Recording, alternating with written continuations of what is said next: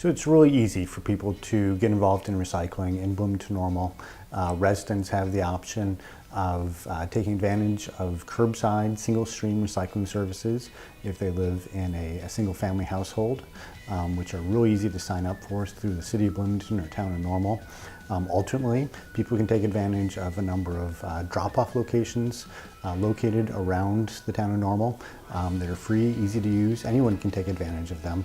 In fact, even non-residents who live outside of Bloomington-Normal, perhaps in one of the smaller towns that don't have curbside service, can take advantage of these drop-offs as well. In Bloomington-Normal, you're provided a garbage container or something similar to a garbage container. Your recyclables are placed in there. We call it commingled or single stream, and so every different type of recyclable that's eligible for recycling in our program can be put in this single container.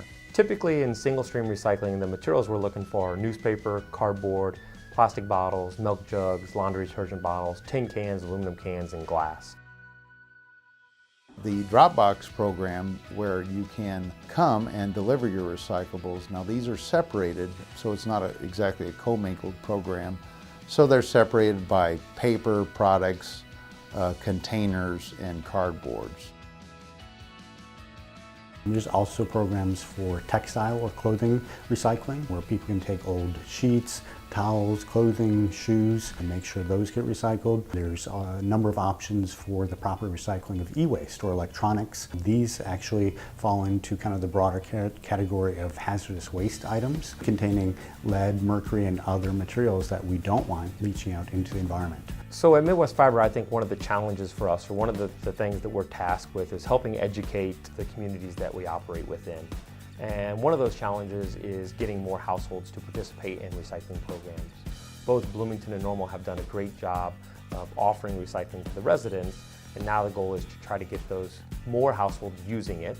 And although in some of the communities we're 56%, obviously the challenge is to try to get to as close to 100% as we can. Additionally, those households that are using it, let's make sure they're using it correctly. So is there recyclables that they have at their house that maybe aren't making it to the recycle bin?